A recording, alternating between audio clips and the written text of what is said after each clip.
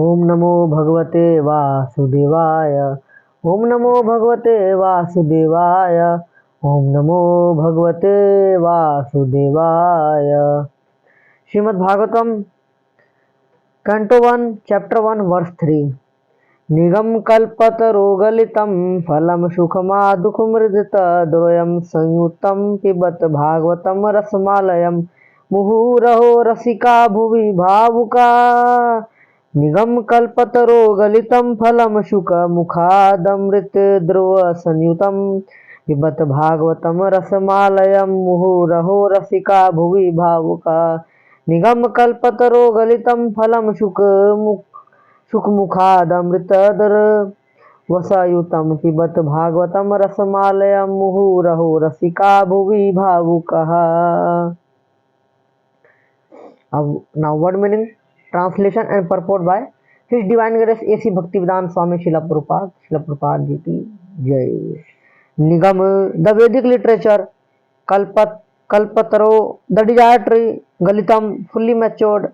Phalam, fruit. Sukha, Srila Sukadeva Goswami, the original speaker of Srimad Bhagavatam. Mukhat, from the lips of Amrita, nectar, Drava, semi-solid and soft and therefore easily swallowable. Samyutam, perfect in all respects. Pibbatah, do relish it. Bhagavatam, the book dealing in the science of the eternal relation with the Lord. Rasam, juice, that which is relishable. Alayam, until liberation or even in a liberated condition. Muho, always. Aho, oh. Rasika, those who are full in the knowledge of Malo. Bhuvi, on the earth. Bhavaka, expert and thoughtful. Translation: O expert and thoughtful man, relish Srimad Bhagavatam, the mature fruit of the desired tree of Vedic literature. It emanated from the lips of Sri Sukadeva Goswami. Therefore, this fruit has become even more tasteful, although its nectarian juice was already relishable for all, including liberated souls. Purport: in the two previous shlokas, it has been definitely proved that the Srimad Bhagavatam is a sublime literature which surpasses all other Vedic scriptures due to its transcendental qualities. It is transcendental to all mundane activities and mundane knowledge. In the shloka, it is stated that Srimad Bhagavatam is not only a superior literature but is the ripened fruit of all Vedic literature. In other words, it is the cream of all Vedic knowledge. Considering all this, patient and submissive hearing is definitely essential. With great respect and attention, one should receive the message and lessons imparted by Srimad Bhagavatam. The Vedas are compared to the desired tree because they contain all things knowable by man. They deal with mundane necessities as well as spiritual realization. The Vedas contain regulative principles of knowledge covering social, political, religious, economic, military, medicinal, chemical, physical, and metaphysical subject matter and all that may be necessary to keep the body and soul together. Above and beyond all these are specific directions for spiritual realization. Regulative knowledge involves a gradual raising of the living entity to the spiritual platform. And the highest spiritual realization is knowledge that the personality of God is the reservoir of all spiritual taste or rasas. Every living entity beginning from Brahma, the first born, living being within the material world, down to the insignificant ant, desired to relish some sort of taste derived from sense perceptions. These sensual pleasures are technically called rasas. Such rasas are of different varieties. In the revealed scriptures, the following 12 varieties of rasas are enumerated: Raudra, anger; Adbhuta, wonder; Shringar, conjugal love; Hasya, comedy; Veer, chivalry; Daya, mercy; Dasya, servitorship; Sakhya, fraternity; Bhayanaka, horror; Vivats, shock; Sant, neutrality; Vatsalya, parenthood. The sum total of all these rasas is called affection or love. Primarily, such signs of love are manifested in adoration, service, friendship, parental affection, and conjugal love. And when though these five are absent, love is present indirectly in anger, wonder, comedy, cavalry, fear, shock, and so on. For example, when a man is in love with a woman, The rasa is called conjugal love. But when such love affairs are disturbed, there may be wonder, anger, shock, or even horror. Sometimes love affairs between two persons culminate in ghastly murder scenes, which rasas are displayed between man and man and between animal and animal. There is no possibility of an exchange or rasa between a man and animal or between a man and any other species of living being within the material world. The rasas are exchanged between members of the same species, but as far as the spirit souls are concerned, they are one qualitatively with the Supreme Lord. Therefore, the rasas were originally exchanged between the spiritual living being and the spiritual whole, the Supreme Personality of Godhead. The spiritual exchange or rasa is fully exhibited in spiritual existence between living beings and the Supreme Soul, Lord. The Supreme Personality of Godhead is therefore described in the Shruti Mantra Vedic hymns as the, the fountainhead of all rasas. When one associates with the Supreme Lord and exchanges one's constitutional rasa with the Lord, then the living being is actually happy. These Shruti mantras indicates that every living being has its constitutional position, which is endowed with a particular type of rasa, to be exchanged with the personality of Godhead. In the liberated condition only, this primary rasa is experienced in full. In the material existence, the rasa is experienced in the perverted form, which is temporary, and the rasa of the material world are exhibited in the material form of Raudra, anger, and so on. Therefore, one who attains full knowledge of these different rasas, which are the basic principles of activities, can understand the false representation of the original rasas, which are reflected in the material world. The learned scholar seeks to relish the real rasa in the spiritual form. In the beginning, he desired to become one with the Supreme. The less intelligent transcendentalist cannot go beyond this conception of becoming one with the spirit whole without knowing of the different rasas. In the shloka, it is definitely stated that spiritual rasa, which is relished even in the liberated stage, can be experienced in the literature of the Srimad Bhagavatam due to its being the ripened fruit of the Vedic knowledge.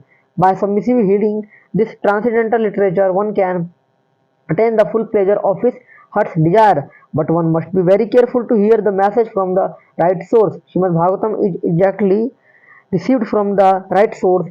It was brought by Narad Muni from the spiritual world and given to his disciple Srila Vyasadeva. The latter in turn delivered the message to his son Srila Sukadeva Goswami. The Sukadeva Goswami delivered the message to Maharaj Parikshit just 7 days before the king's death. Srila Sukadeva Goswami was a liberated soul from his very birth. He was liberated even in the womb of his mother, and he did not undergo any sort of spiritual training after his birth. At birth, no one is qualified, neither in the mundane nor in the spiritual sense, but Srila Sukadeva Goswami, due to his being perfectly liberated soul, did not have to undergo an evolutionary process for spiritualization. Yet, despite his being a completely liberated person situated in the transcendental position above the three material modes, he was attracted to the transcendental rasa of the Supreme Personality of Godhead, which adored by liberated souls who sing Vedic hymns. The Supreme Lord's pastimes are more attractive to liberated souls than to mundane people. He is of necessity not impersonal because it is only possible to carry on transcendental rasa with a person. In the Srimad Bhagavatam, the transcendental pastimes of the Lord are narrated and the narration is systematically depicted by Srila Sukadeva Goswami. The subject matter is appealing to all classes of persons, including those who seek liberation and those who seek to become one with the Supreme Whole. In Sanskrit, the parrot is also known as Sukha.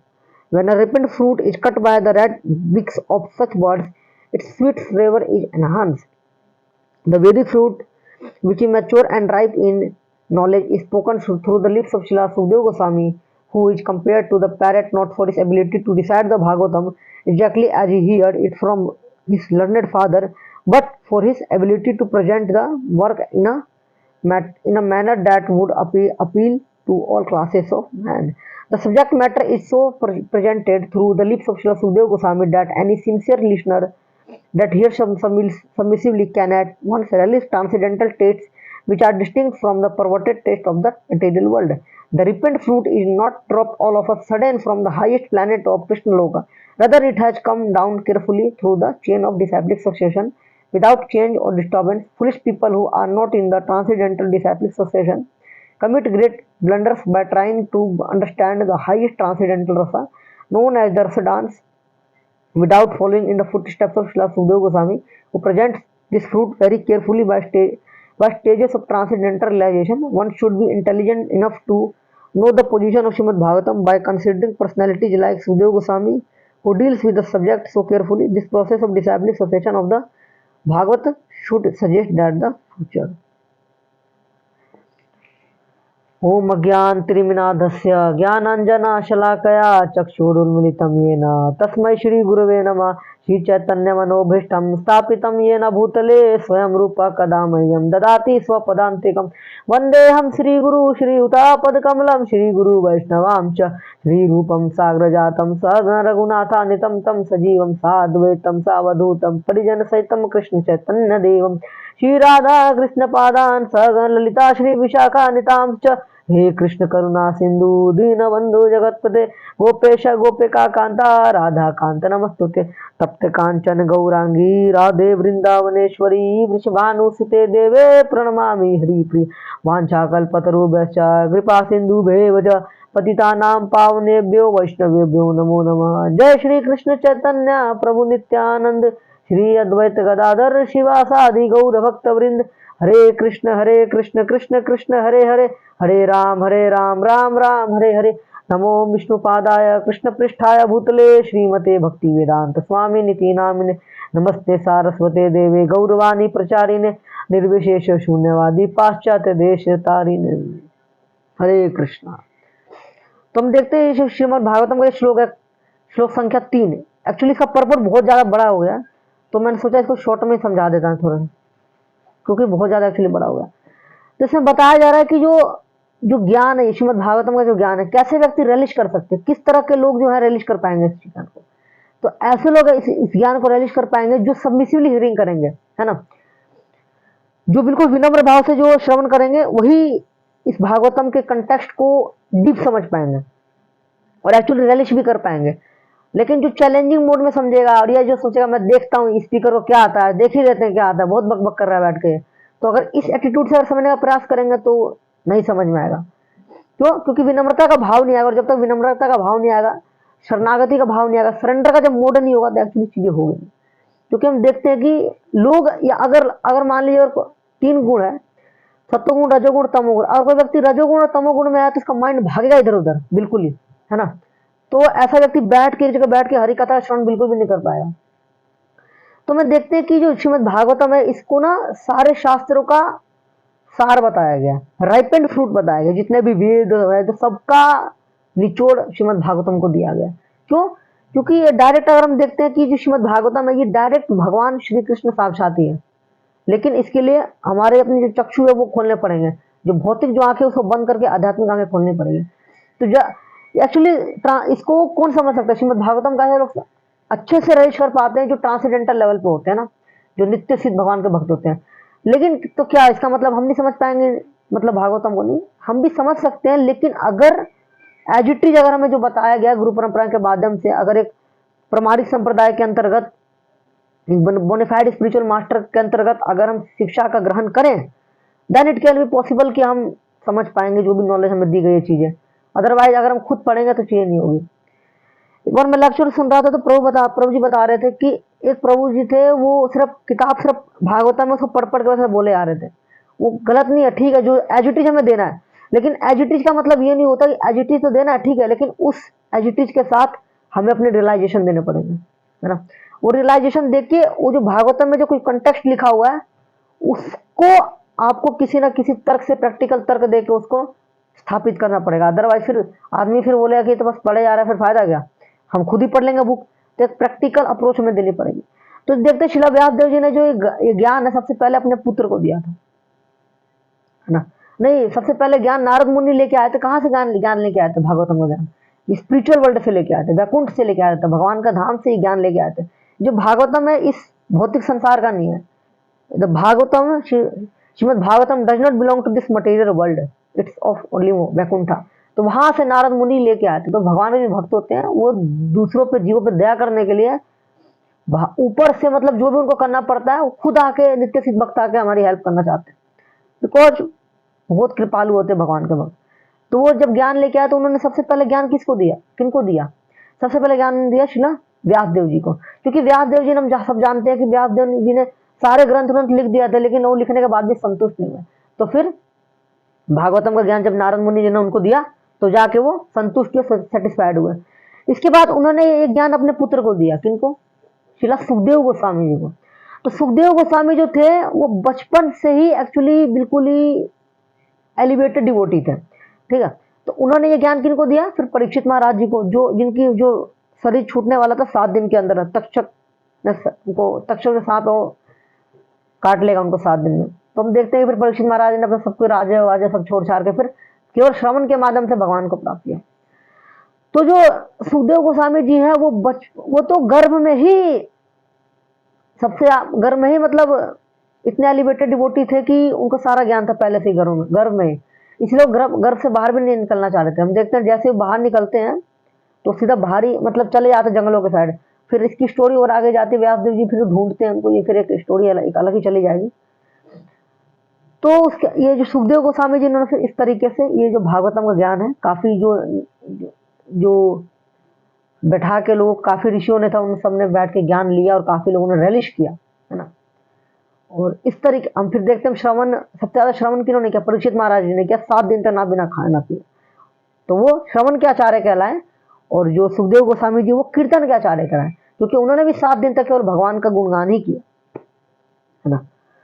तो हम देखते हैं कि इस भौतिक संसार में अगर किसी व्यक्ति के अंदर कुछ चीजें हैं, है ना, जैसे कि मान लीजिए किसी में काम है, क्रोध है, लोभ है, मद है, मत्सर है, ऐसे इस तरह का अगर कोई व्यक्ति होगा तो वो नहीं समझ पाएगा शास्त्रों को, क्योंकि ऐसी भावना लेके, ऐसी चेतना लेके हृदय अपवित्र हृदय से हम कभी भी शास्त्रों को एक ऑथेंटिक रूप से हम कभी नहीं समझ पाएंगे, ऐसा पॉसिबल नहीं होगा actually.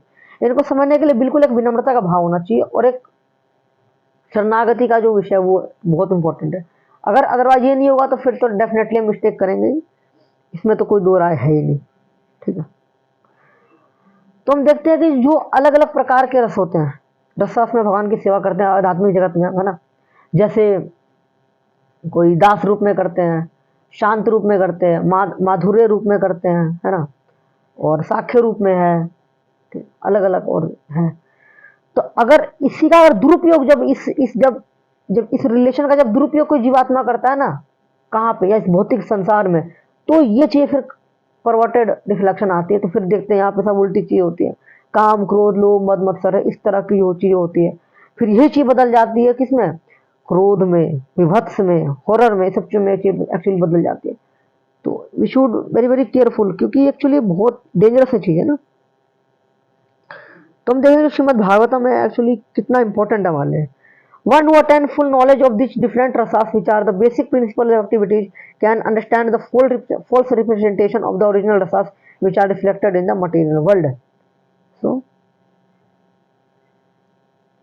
but one must be very careful to hear the message from the right source. Srimad Bhagavatam is exactly received from the right source.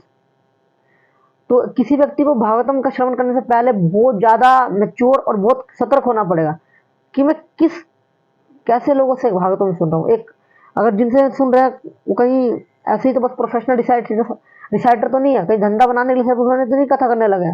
भगवान है और शुद्ध भक्त उन्हीं से सुनना चाहिए। इसलिए कहते हैं कि अगर भगवान के भक्तों के मुख से सुनेंगे तो डेफिनेटली फायदा होगा। नहीं तो अगर ऐसे तो कितने सारे जो भागवतम कथाकार जो होते हैं 7 दिन की कथा करते हैं, क्या एजेंडा क्या है इनका? अपना पर्सनल एजेंडा कुछ होता है क्या? ये मैं नहीं कह रहा गलत होते हैं, ठीक है, लेकिन इनका एजेंडा होता है। इसलिए कहते हैं भगवान के शुद्ध भक्तों के मुख से सुनना चाहिए।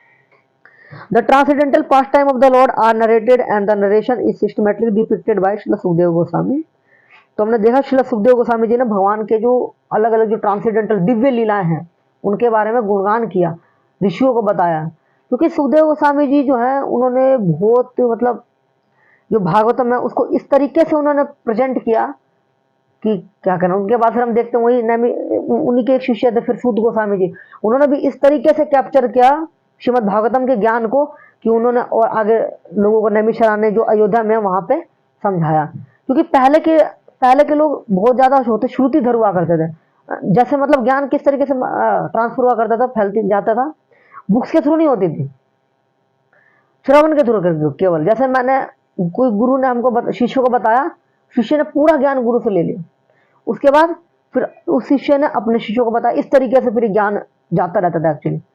लेकिन अब कलयुग में लोगों की बुद्धि बहुत कमजोर हो गई, मंद सुमंद मंद भाग्य हो। तो हमारा एज भी कम है, समय भी कम है, बुद्धि भी कम है, और हम दुर्भाग्यशाली भी। लेकिन एक क्या है, क्योंकि इसमें हमें हरि नाम मिला, इसलिए बहुत ही हमें सौभाग्यशाली भी कहा जा जाता है। लेकिन हमें अगर इसका प्रयोग करेंगे तो, अगर हरि नाम का अगर हम प्रयोग करेंगे तो, नहीं तो अदरवाइज तो ये वेस्ट ऑफ टाइम हो जाएगा फिर, है ना। अब देखते हैं कि सुखदेव को, जैसे एक तोता को हमने देखा, एक अगर पैरेट अगर एक फल को अगर काट ले, उसको कट करके थोड़ा खा ले, तो जब कोई व्यक्ति उस फल को खाएगा ना, तो उसमें थोड़ा मिठास एक अलग तरीके की आएगी। ठीक उसी तरीके से जो भागवतम को सुखदेव के सामने जिस तरीके से टेस्ट करके खुद और रियलाइजेशन जो दिया है ना, उसका जो वैल्यू एक अलग ही तरीके था। इसलिए हम देखते हैं कि हमारे वैष्णव संप्रदाय में जितने भी आचार्य हैं, सबने भागवतम पे जरूर ना टीका लिखी है। सिद्धांत चयन नहीं किया, लेकिन समय काल परिस्थिति के अनुसार भागवतम पर टीका टिप्पणी या विषय लिखा है। क्यों? क्योंकि ये ऐसा है कि हर व्यक्ति को प्रिय है। ये तो हम देखते हैं कि जब चैतन्य महाप्रभु जी थे, उनको तो अत्यंत प्रिय था, वो इसका श्रवण क्या करते थे डेली। और जब देखते, जब उनका मतलब जब उनका नाम जब रखा जा रहा था, जब छोटे थे, तब उन्होंने सीधा भागवतम का लिंगन कर दिया। इसीलिए हम देखते हैं कि हमारे गुरु परंपरा में महान संत शिला भक्ति सिद्धांत सरस्वती ठाकुर प्रभुपाद जी, उनका भी जब नाम जब रखा जा रहा था, तो उनके आसपास भी काफी चीजें रखी गई थी। लेकिन उन्होंने किसी पे ध्यान नहीं दिया कि ये पैसा, चाकू, ये वो कुछ नहीं देखा, सीधा भागवतम देखा, और सीधे जैसे महाप्रभु ने आलिंगन कर लिया था भागवतम, वैसा उन्होंने भी आलिंगन कर लिया। तो ये चीजें एक ट्रांसेंडेंटल लेवल पे अगर कोई होगा तो ये समझेगा। The subject matter is so presented through the lips of Shri Sukhdev Goswami and a sincere listener that has submissively can at once realize transcendental taste which are distinct from the perverted state of the material world। इस भौतिक संसार का जो आनंद है, उसका उल्टा है बिल्कुल ये, है ना, क्या Bhagavatam.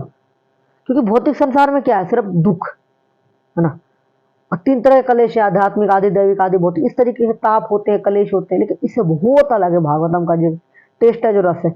One should conclude therefore that the serious students of the rasa should receive the message of Bhagavatam in the chain of disciplic succession from Srila Sukadeva Goswami, who described the Bhagavatam from its very beginning, and not whimsically to satisfy the mundaner who has very little knowledge in transcendental science। तो अगर कोई sincere student है भागवतम के लिए, उनको पता होना चाहिए गुरु परंपरा के अंतर्गत हमें ज्ञान लेना है, और जो श्रील सुखदेव गोस्वामी जी ने जो ज्ञान दे रखा है जिनके माध्यम से, उन्हीं का सिर्फ ज्ञान लेना है।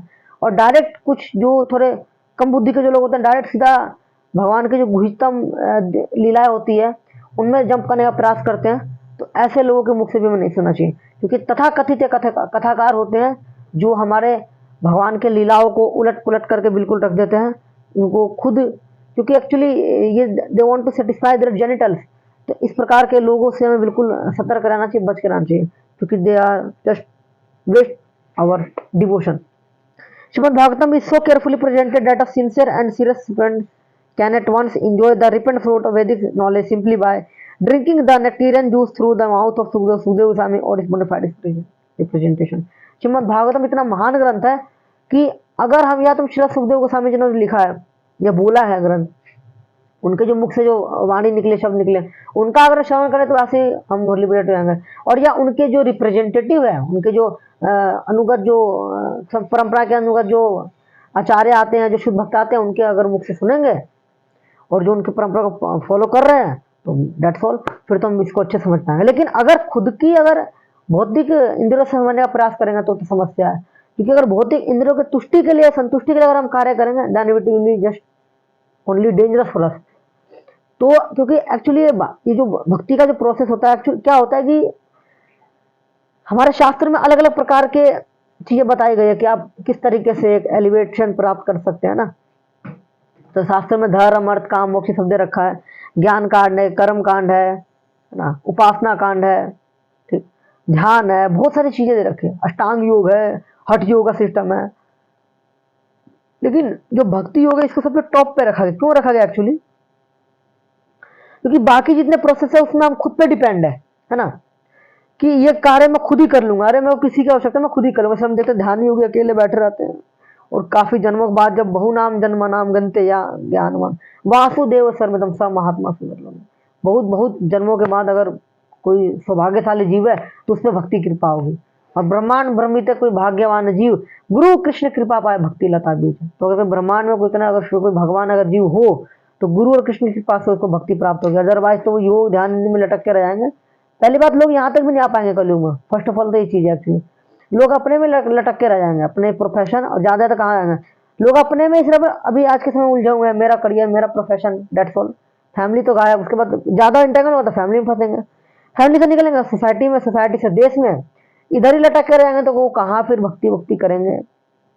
लेकिन कोई अगर भाग्यवान होगा, एक्चुअली भक्ति वही व्यक्ति कर सकता है जो ना पाप मुक्त हो, जिसके सारे पाप मुक्त हो चुके हो, खत्म हो चुके हो। अदरवाइज अगर ऐसा कोई व्यक्ति जो जाके बैठेगा भी तो कितने दिन बैठ सकेगा, 1 दिन 2 दिन 3 दिन 1 हफ्ता 1 महीना, वो अगले दिन भाग जाएगा, बोलेगा नहीं नहीं कुछ मजा नहीं आ रहा, बोलेगा ये टेस्टलेस लग रहा है बिल्कुल, जो विद्या पालन कर रहे हैं, माला कर रहे हैं और पता नहीं क्या क्या चीज करते हैं, कुछ से तो मेरा मन नहीं लगता, मटेरियल अट्रैक्शन बढ़ेगा, लस्टी डिजायर्स आएंगे हमारे माइंड के अंदर। तो ऐसा एक्चुअली होगा ही क्योंकि पाप है। और लेकिन उस पाप को अगर खत्म करना है तो भक्तों के संग में रहना पड़ेगा, इसके लिए बहुत हमें अपने आप को पुश करना पड़ेगा। लेकिन अगर पुश नहीं करेंगे, छोड़ के चले जाएंगे तो कुछ नहीं होगा। ये हो सकता है अगर हम रह गए, अगर 2 चीजें हो सकती है, या तो जो हमने पाप कर रखा है वो वहीं रुका रहेगा, वो आगे नहीं बढ़ेगा, ठीक है, और या तो खत्म हो जाएगा, दैट्स ऑल। अदरवाइज अगर हम छोड़ के चले गए तो क्या है, नुकसान ही है, मतलब बचा क्या फिर तो। उसके बाद संग अगर छूट गया भक्तों का तो पाप की टेंडेंसी प्रवृत्ति तो खत्म हुई नहीं, तब जाके पाप तो करेंगे ना, ठीक है। तो ये जो टेंडेंसी है, या जो हमारे आचरण है, करने का स्वभाव है कलयुग में हर व्यक्ति का, कलयुग में किसी व्यक्ति को भी नहीं कह सकते कि ये अशुद्ध व्यक्ति हो, आप भक्ति अच्छे से कर पाओगे, नहीं, दैट्स नॉट गुड अप्रोच। हाँ, भगवान का शुद्ध भक्त है, उनका केस में चीज बहुत अलग आती है, नित्य सिद्ध भक्त होते हैं उनका केस, गुरु आचार्य का केस बहुत अलग होता है। लेकिन अगर ऐसा देखा जाए जनरल मास पॉपुलेशन पे तो लोगों के सब बैड लक है और सब पाप से ही मुक्त हैं, कोई पाप से मुक्त नहीं, ऐसा हम कहेंगे तो सारे पाप रहित है। क्योंकि कलयुग में ऐसी वैसी जीवात्मा आती है सिर्फ पापी होती है। इसलिए भगवान की भी कृपा हम पे कि भगवान भी इसी कलयुग में आए और भी इतना सिंपल प्रोसेस हमको दिया, ग्रेजुअल प्रोसीजर, सिंपल प्रोसीजर भक्ति का, चैंट एंड बी हैप्पी। लेकिन पहले हम चैंट एंड बी हैप्पी बोलते हैं, लेकिन इसके बीच में कोई एक चीज है, दरार आती है, वो हम बाद में बताते हैं, अभी नहीं बताते हैं। तो इसलिए अगर भागवतम का जो ये कंटेक्स्ट है, इसमें यही चीज सुखदेव गोस्वामी बता रहे हैं कि अगर हमें ज्ञान लेना है तो गुरु परंपरा के माध्यम से लेने का प्रयत्न करना चाहिए, अदरवाइज बैठ के विमसिकली सोच के खुद तो इससे कोई फायदा नहीं होगा। हरे कृष्ण। शिला प्रपाद की जय।